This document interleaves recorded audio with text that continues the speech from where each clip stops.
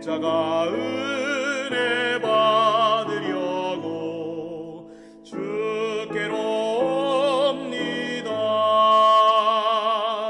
슬프던 마음 위로받고 희생의 봉파 잔잔하며 영광의 찬송 부르려고 주께로 옵니다. 죽음의 길을 벗어나서 예수께로 나옵니다. 영원한 집을 바라보고 주께로 옵니다. 멸망의 보고 헤어나와 평화의 나라 다다라서 영광의 주를 배우려고 주께로 옵니다.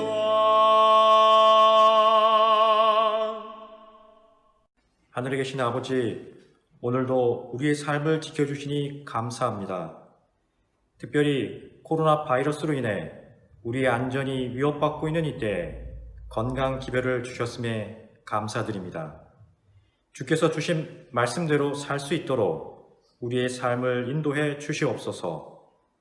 우리의 모든 고민과 어려움을 주께 맡겨오니 더 이상 나만의 문제가 아닌 전적으로 주께서 책임지실 것을 믿을 수 있도록 믿음을 허락하여 주시옵소서. 우리가 말씀 안에서 건강을 지킬 수 있는 기별을 다시 한번 듣게 하시니 감사합니다. 세우신 강사님을 통해 말씀을 들을 때 성령 하나님 우리의 머리와 마음을 움직여 주셔서 온전히 그 뜻을 알고 실행할 수 있도록 도와주시옵소서. 우리가 자연으로 돌아가는 삶을 살면서 살아계신 하나님을 만나게 도와주시고 우리의 육신적인 모든 병에서 자유케 하셔서 건강한 몸과 마음으로 하나님을 찬양하며 우리 아버지께 영광 돌리게 하여 주시옵소서. 이 모든 말씀 예수님의 이름으로 기도드립니다. 안녕하십니까? 이준원과 함께하는 건강 부트캠프 시간, 그 네 번째 시간에 여러분들을 환영합니다. 내 가족이 당뇨병이라는 주제로 말씀을 드리겠습니다. 먼저 세종대왕 이야기를 하면서 시작하겠습니다. 세종대왕은 걸어다니는 종합병원이 아니고 앉아있는 종합병원이었습니다. 왜냐하면 이분은 육식 위주로 편식을 하셨고 운동 부족이었고 그리고 수면 부족이었습니다. 정말 백성들을 사랑해서 엄청난 많은 일들을 하셨음에도 불구하고 정작 본인은 제대로 챙기지 못하셨던 것 같습니다. 그래서 본인의 생활 습관을 개선하려고 하지 않고 무당을 통해서 주술의 힘으로 건강을 좋아지기를 바랬다고 합니다. 그것은 참 의아합니다.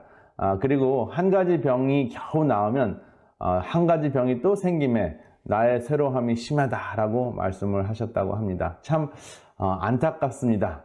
세종대왕은 지와 덕을 갖추신 정말 훌륭한 임금이셨고 제가 정말 좋아하는 분인데 정작 본인의 건강, 몸을 관리하시지 못하셨습니다.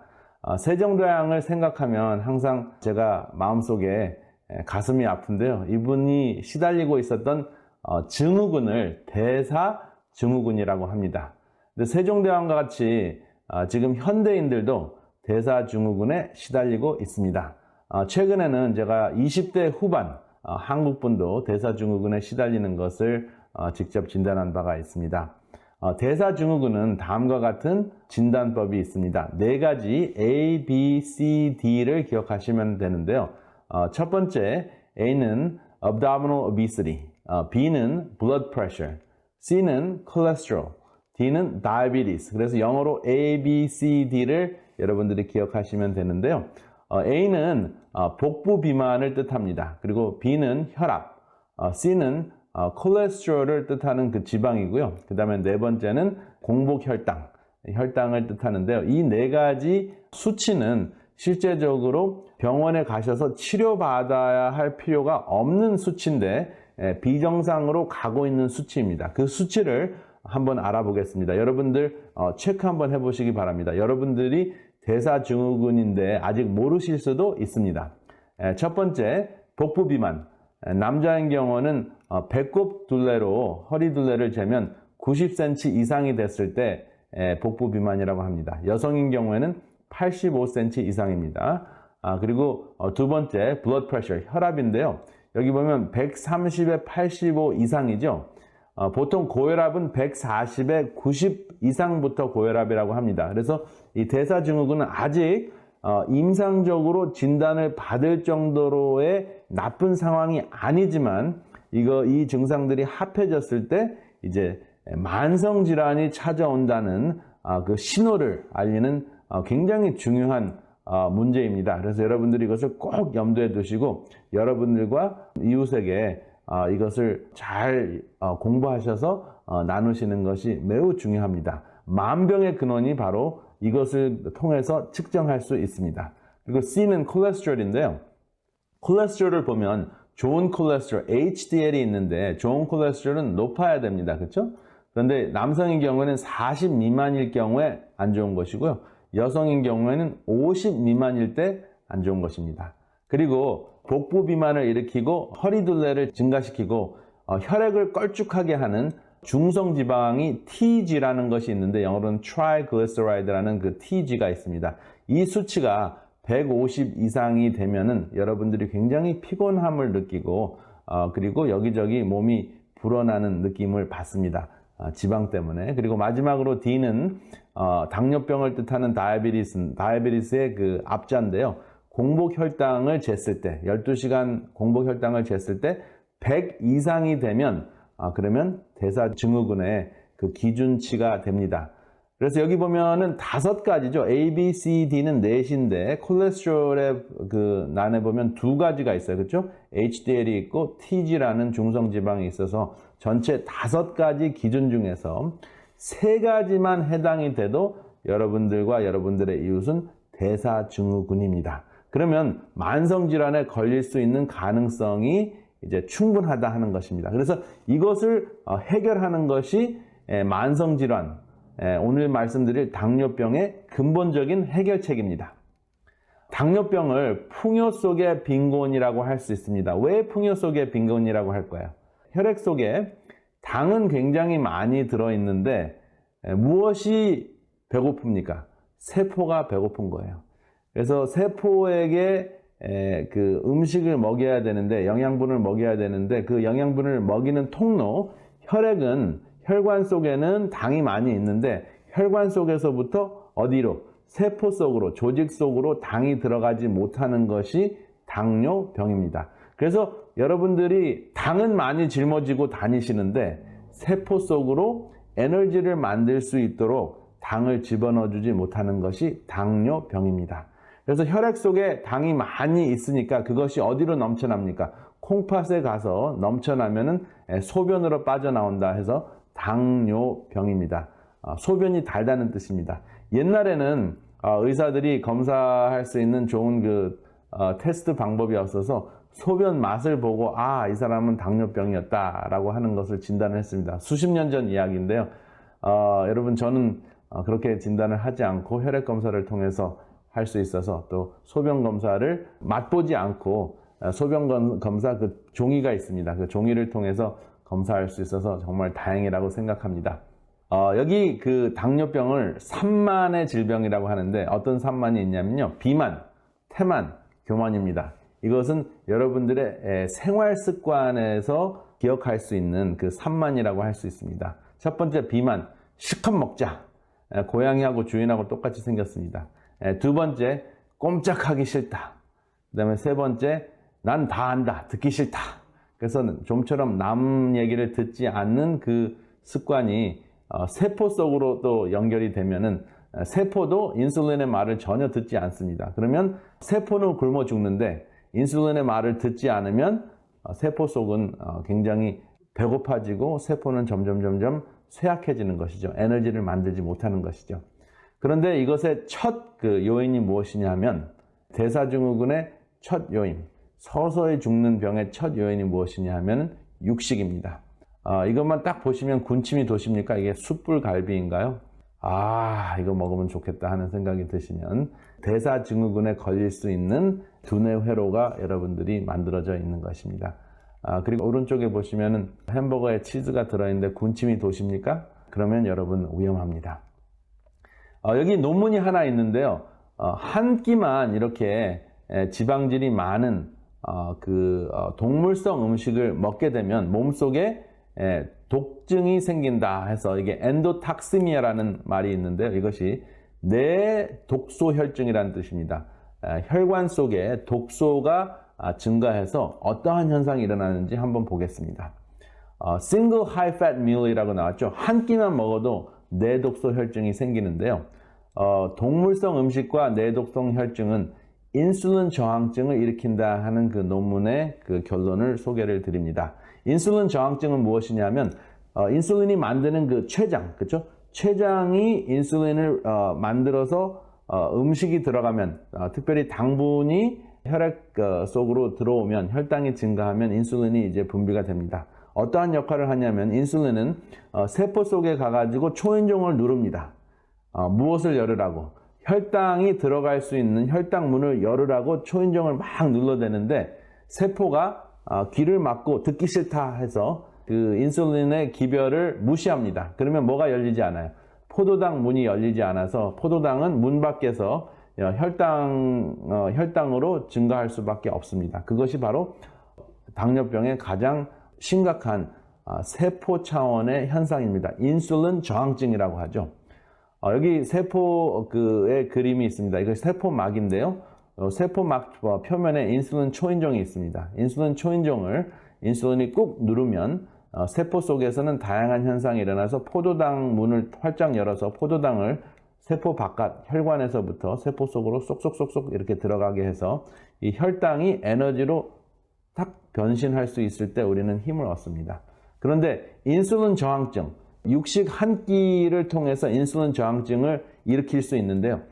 포도당 문을 막을 수도 있고요. 포도당 문을 잠글 수도 있고 인슐린 초인종이 말이 듣지 않도록 할 수 있는 역할을 합니다. 그러니까 아무리 인슐린이 분비가 돼도 어떻게 됩니까?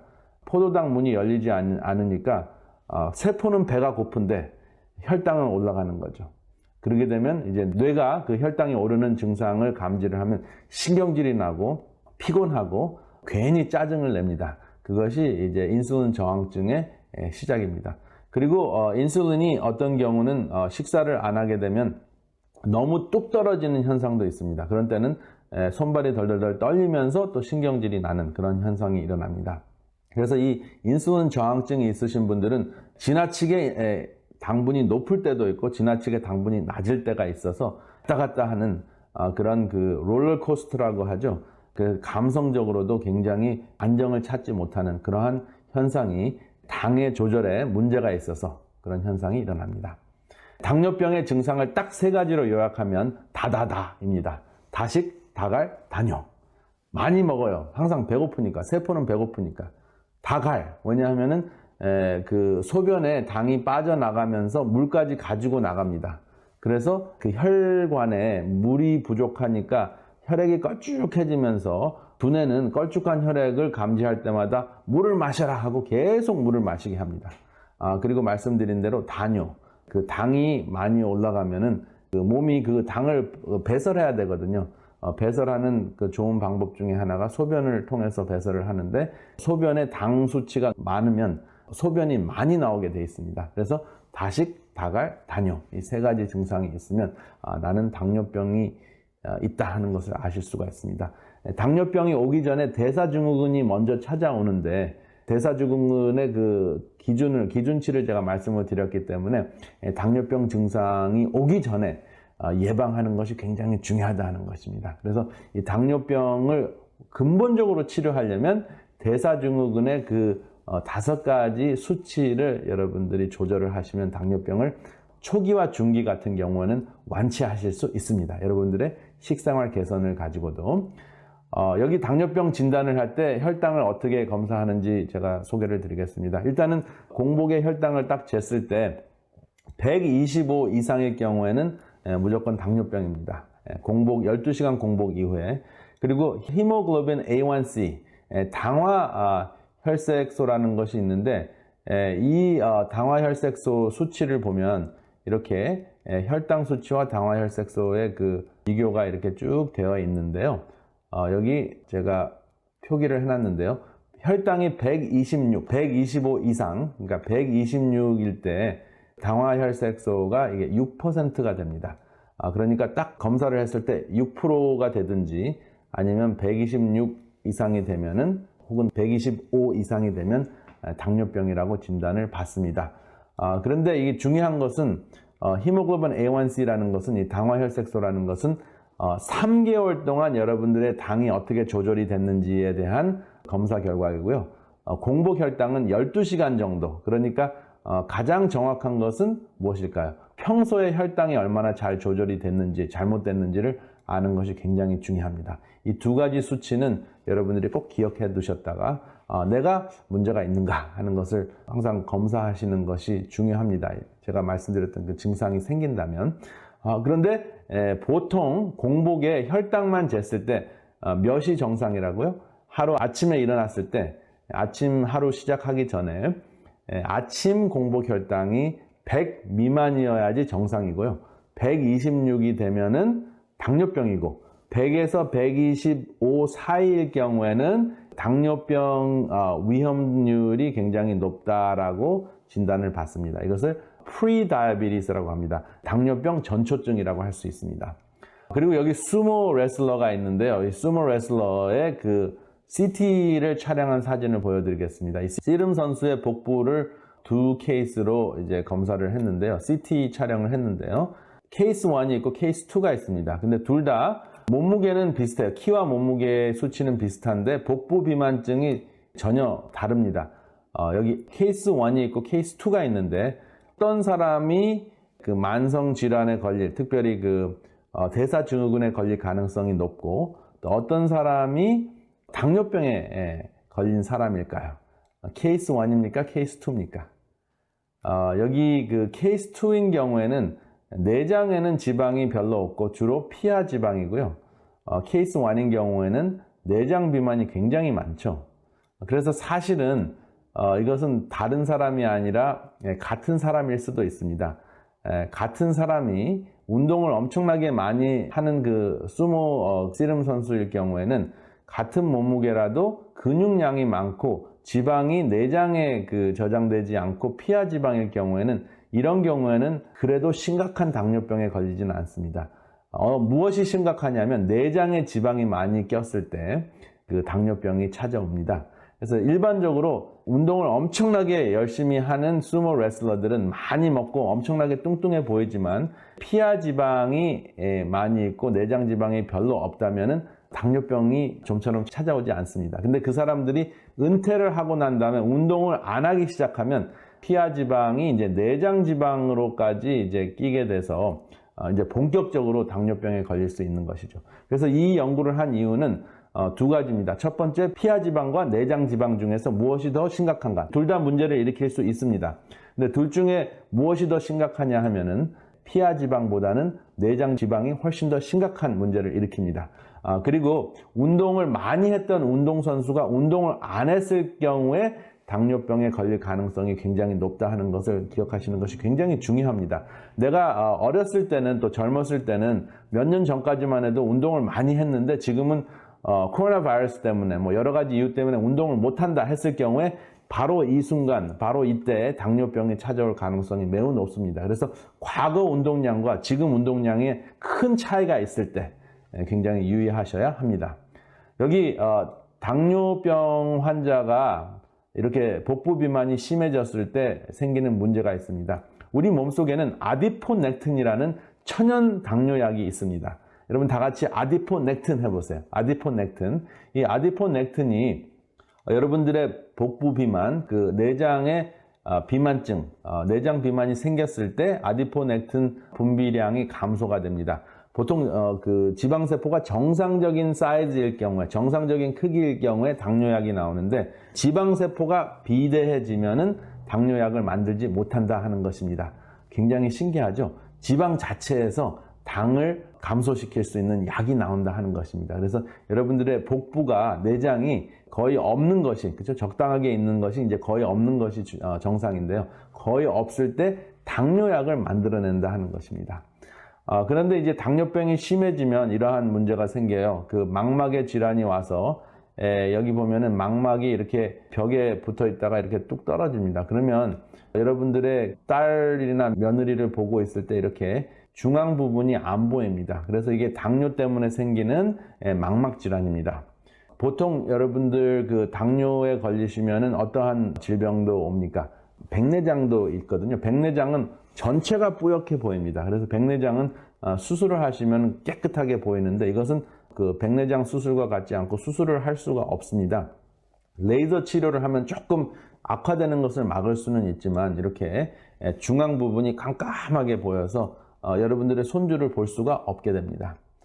그리고 여러분들의 콩팥이 문제가 생기면서 이렇게 다리를 누르면 이렇게 피부가 푹 들어갔다가 나오지 않는 부종 현상이 일어납니다.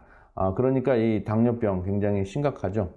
이것이 이제 진행이 되면 어떠한 문제가 있는지 다쳤을 때 그 느낌이 없기 때문에 계속 방치해 두다가 이렇게 다친 상처가 잘 낫지 않는 현상이 일어납니다. 그리고 심각했을 때는 이렇게 발가락이 썩어 들어가는 현상이 일어납니다. 그래서 이렇게 발가락이 썩어 들어가고 나중에는 발가락을 단절해야 되는, 절단해야 되는 그런 현상이 일어납니다.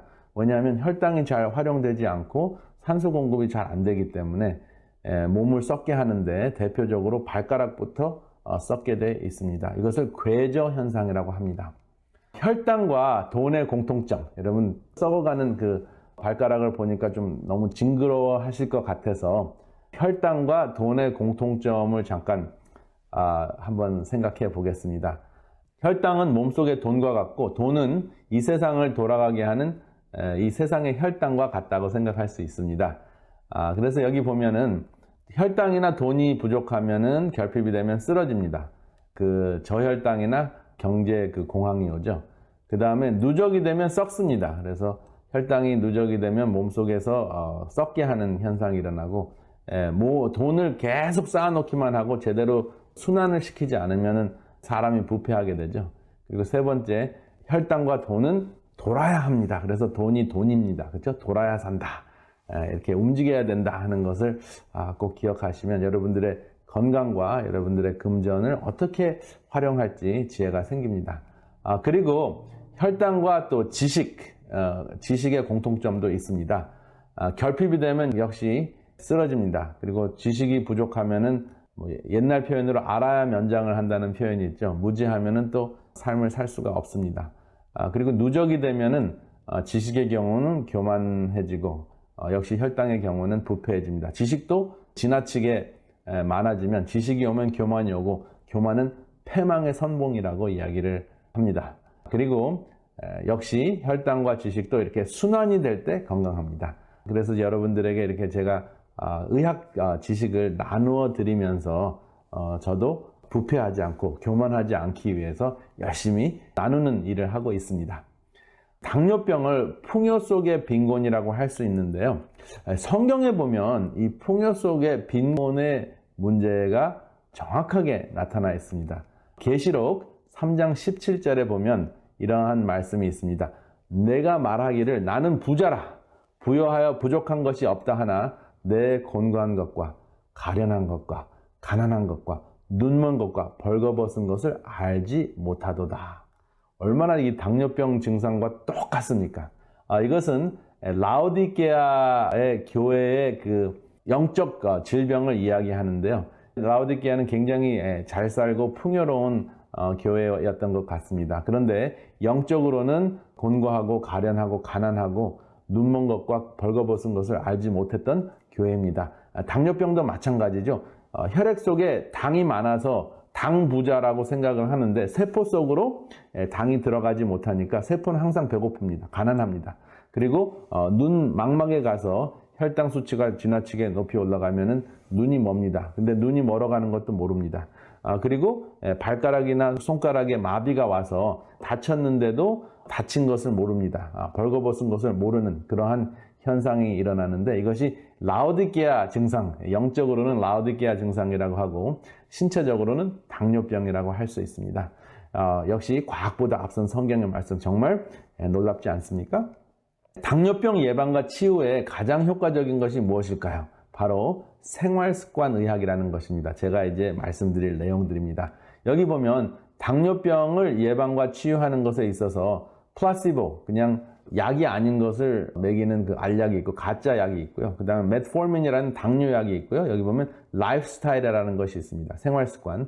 그 세 가지 중에서 당을 감소시키는 가장 효과적인 것이 라이프스타일이라고 하는 것이 과학적으로 입증이 됐습니다. 그래서 그 라이프스타일, 여러분들의 만성질환 중에서 가장 문제가 되는, 가장 시발점이 되는 당뇨병, 대사증후군이 진행이 돼서 당뇨병으로 연결이 된다고 말씀을 드렸는데, 대사증후군과 당뇨병을 예방하고 또 말기가 아닌 경우에는 치료할 수 있는 가장 좋은 방법이 생활습관의학이라는 것입니다. 그것을 자세하게 살펴보겠습니다. 첫 번째, 혈당 지수를 감소시키는 음식을 소개해 드리겠습니다. 여기 보면 혈당 수치가 쫙 올라가는 음식이 있고 혈당 수치가 별로 올라가지 않는 음식이 있는데요. 대표적으로 채식을 했을 경우에는 이렇게 혈당이 올라가지 않고요. 밥 종류나 이런 전분을 많이 섭취했을 때 혈당이 올라갑니다. 그래서 전분이라는 것은 백미밥이 있죠. 밀가루 음식 있죠. 그래서 여러분들의 하얀 그 전분 중심으로 섭취를 하시게 되면 혈당이 올라가고, 그 잡곡 중심으로 드시고, 그리고 채소를 많이 드시면, 푸른 채소를 많이 드시면 혈당이 내려갑니다. 그리고 또 굉장히 중요한 그 양념이 있는데 혈당을 낮추는 양념도 있습니다. 여러분 계속 집중해서 들으시면 그 내용도 자세하게 설명을 드리겠습니다. 여기 보면 그 야구공 정도의 크기의 파스타가 있는데 이 정도의 파스타와 당근이 있는데요. 이 당근을 비교하면 당근은 이렇게 많이 먹어도 혈당이 올라가지 않습니다. 좀처럼. 그래서 이렇게 많이 먹어야지 겨우 오른쪽에 파스타만큼의 당을 올린다 하는 것입니다. 그래서 당근, 달지만은 혈당을 그렇게 높게 올리지 않는 음식 중에 하나입니다. 그래서 여러분들이 좋아하시는 베이글이나 아침에 드시는 시리얼 혹시 미국식으로 이렇게 드십니까? 그러면 혈당 지수가 매우 높습니다. 이 혈당 지수가 72면은 굉장히 높고요. 같은 양을 먹었을 때 glycemic load, 혈당이 얼만큼 올라가나 하는 그 수치가 glycemic load라는 것인데 한번 비교해 보겠습니다. 여기 비트, 제가 첫 번째 시간에 소개드렸던 비트는 혈당 지수가 낮습니다. 바나나보다 훨씬 더 낮습니다. 그리고 고구마는 바나나와 거의 비슷하고요. 당근도 7 정도 됩니다. 그래서 당근과 비트는 그 혈당 지수가 아주 건강에 좋은 상태이고요. 내가 혈당이 조금 떨어졌다 했으면 주스를 막 마시는 것보다 바나나나 그 고구마를 드시면 혈당이 훨씬 더 서서히 올라가면서 당뇨병 관리에 좋은 그러한 음식이 바로 지금 소개드리는 비트, 바나나, 고구마, 당근입니다. 여기 쉼터에 당뇨병 그 환자들에게 드리는 음식이 있습니다. 여기 보면은 대추가 굉장히 큰데요. 꽤 큰 대추인데도 혈당이 많이 올라가지 않습니다. 사과대추라고 합니다. 그리고 여기 보면 무지개 항암마리가 있고 현미밥이 있습니다. 견과류가 있고 그 말린 도마도 있습니다. 그래서 요것을 이렇게 함께 드시면은 굉장히 좋은 당뇨 그 식사가 되는데요. 혈당을 오르지 않게 하면서도 든든하게 하는 음식이 바로 여기 있습니다. 제가 말씀드렸듯이 그러면은 그 양념이 혈당을 낮추는 양념이 있다고 말씀을 하셨는데 어떤 양념일까요? 첫 번째, 섬유질은 양념은 아니지만은 섬유질이 많은 음식을 드시는 거 굉장히 중요합니다. 그리고 기름 중에서 이제 실내 온도에서 고체가 되는 기름은 당뇨병에 좋지 않습니다. 그런데 실내 온도에서 액체로 있는 기름, 그 중에서 가장 좋은 기름이 올리브 기름인데요. 올리브 기름이 음식 속에 들어가면 혈당이 떨어집니다. 그리고 레몬을 사용해서 신맛을 양념으로 추가하시면, 시큼하게 음식을 바꾸시면 혈당이 또 감소됩니다. 그러니까 섬유질, 지방질, 신맛, 특별히 식초보다는 레몬이 더 건강에 좋거든요. 그래서 이 세 가지를 당뇨병 환자들, 혈당을 감소시키려고 하는 분들, 체중을 감량시키려고 하는 분들은 여러분들의 식단에 꼭 포함하시기를 바랍니다. 여기 이제 glycemic load effect, 그 혈당 지수 효과가 있는데, 혈당이 이렇게 오르락 내리락 하는 것, 감성의 기복도 오르락 내리락 하는 것보다 이렇게 초록색과 같이 그냥 서서히 올라가고 서서히 내려가는 것이 훨씬 더 중요하다 하는 것 기억하시기 바랍니다. 그러면 음식이 이제 당뇨를 감소시키는데요. 또 당뇨병을 치료해주는 역할을 하는데요. 근육은 어떠한 역할을 합니까? 근육도 역시 하루에 10,000보 정도를 걸으면 여러분들 혈당이 뚝 떨어집니다. 제가 아는 분이 1월 달에 지금부터 한 9개월 전에 혈액 검사를 했는데 혈당이 200이 넘고요. 그 다음에 당화색소 히모글로빈 A1C 3개월 평균 그 혈당이 11이 넘었습니다. 그러니까 11이면은 보통 그 정상인 수치가 6 미만인데 11이 넘는다는 것은 엄청나게 당이 높이 올라갔다는 것이죠. 그래서 항상 피곤하고 잠도 잘 자지 못하고 굉장히 힘든 상태에서 제가 찾아왔습니다. 그래서 제가 그분에게 제가 말씀드렸던 그 식단을 완전히 조절을 했습니다. 그래서 처음에 이렇게 당이 그렇게 200이 넘고 그리고 당화색소가 11이 되면은 엄청나게 높은 거거든요. 그러면은 그런 경우에는 밥도 일단은 드시지 말라고 합니다. 잡곡밥도 피하라고 합니다. 그래서 과일도 될 수 있으면 섬유질이 많은 과일, 단 과일 말고 섬유질이 많은 과일, 뭐 사과 3분의 1쪽 정도는 괜찮은데 나머지는 채소 중심으로 무지갯빛 채소 중심으로 식단을 바꿨고요. 그 다음에 될 수 있으면 12시간 공복을 하게 했습니다. 그래서 12시간 공복이 쉬울까요? 어려울까요? 쉽습니다. 8시간 잔다고 생각해서 자기 전에 2시간 그리고 일어난 다음에 2시간 그래서 12시간 공복을 시작을 했습니다. 그리고 나머지 12시간 안에 2끼를 드시도록 합니다. 처음에는. 그리고 나중에는 공복의 터울을 조금 더 길게 해서 16시간 공복으로 바꿨어요. 그래서 하루 8시간 안에 2끼를 드시게 합니다. 그래서 아침에 8시에 만약에 드셨다 하면은 8시간 아니면은 오후 4시에 두 번째 식사를 끝내도록 합니다. 그리고 나머지 4시 이후부터 그 다음날 아침 8시까지 식사를 안 하시면 아주 현저한 그 몸의 그 회복을 체험을 하게 되고요.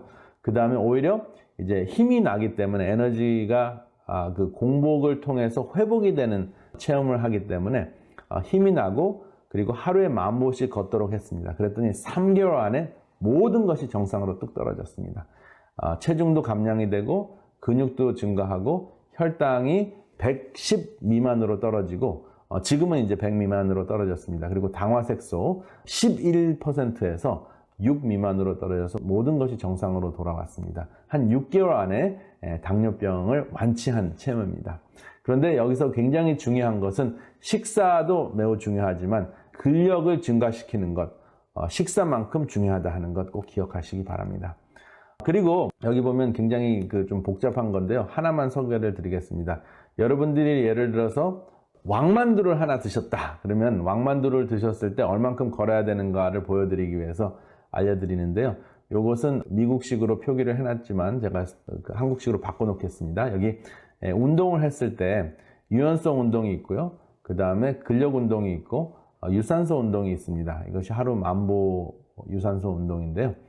여기 12km 정도를 걸어야지 600칼로리를 소모할 수 있는데 그게 왕만두 3개의 양입니다. 그래서 나 왕만두 참 좋아하는데 하고 왕만두를 3개를 드시면 12km를 걸으셔야지 그것이 없어집니다. 내가 혈당이 높거나 당뇨병이 있으신 분들은 이 왕만두 드시는 것을 자제하셔야 됩니다. 아마 정 드시고 싶으면은 하나를 드셔야 되는데 하나를 드신다고 해도 4km를 걸으셔야지 그 왕만두가 걷기를 통해서 없어진다 하는 것입니다. 그 칼로리가.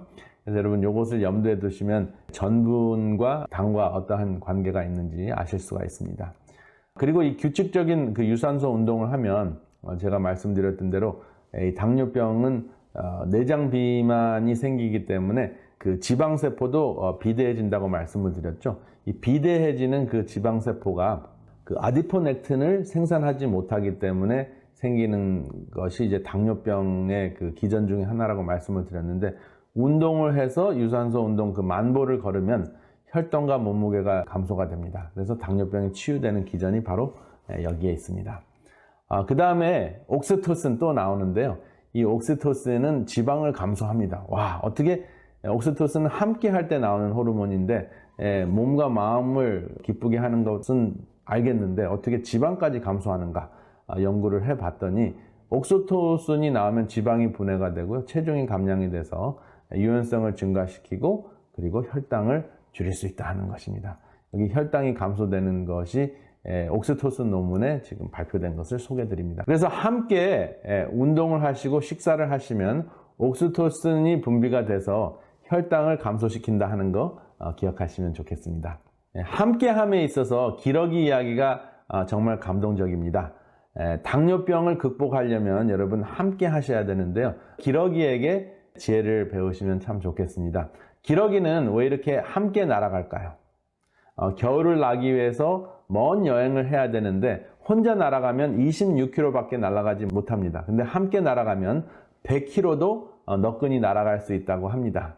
그러니까 이 공기의 저항력을 같이 날아갈 때 감소시킬 수 있다 하는 것이 과학적으로 입증이 됐습니다. 여러분들 혼자 신앙생활을 하고 혼자 건강생활을 하려고 그러면 저항이 되는 요소들이 굉장히 많습니다. 그런데 함께 가면은 그 저항 요소들을 많이 차단시킬 수 있죠. 그래서 에너지를 거의 74% 이상을 감소시킬 수 있습니다. 그리고 이 기러기가 날아갈 때 어떤 기러기가 가장 힘들까요? 제일 앞에 가는 기러기가 제일 힘들겠죠. 그래서 이 기러기는 리더들이 확실히 있는데 그 리더를 항상 번갈아 가면서 교대해 가면서 리더 역할을 한다 하는 것입니다. 그래서 모두가 리더 역할을 합니다. 그래서 제일 앞에 갔던 기러기가 제일 뒤로 가고 두 번째 기러기가 앞에 가고 그래서 리더하는 것도 서로 번갈아 가면서 한다 하는 그 지혜가 있습니다.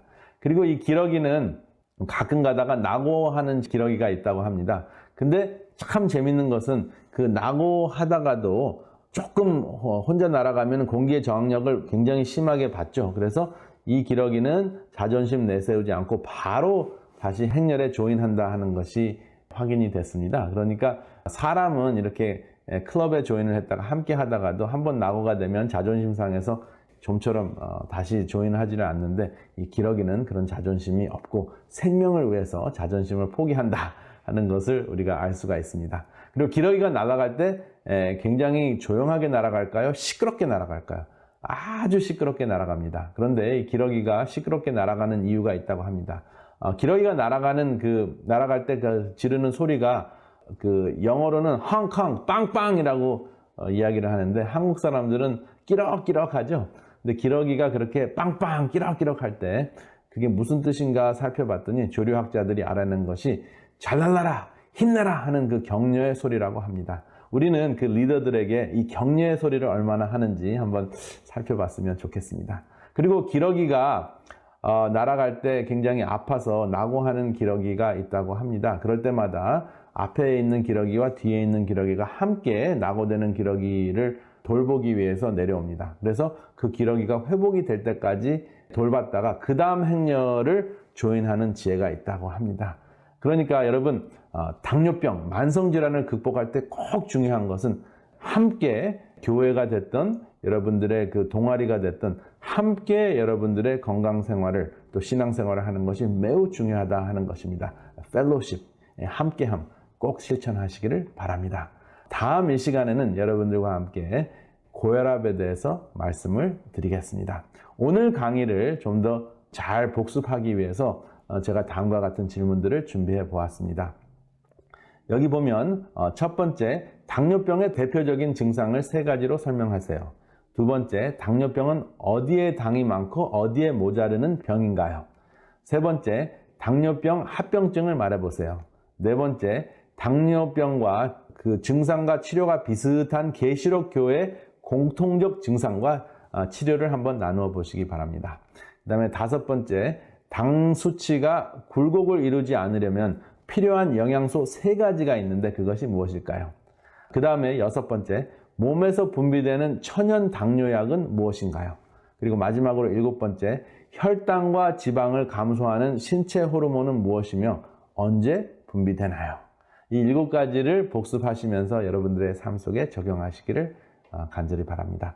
다음 이 시간까지 건강하시기 바랍니다.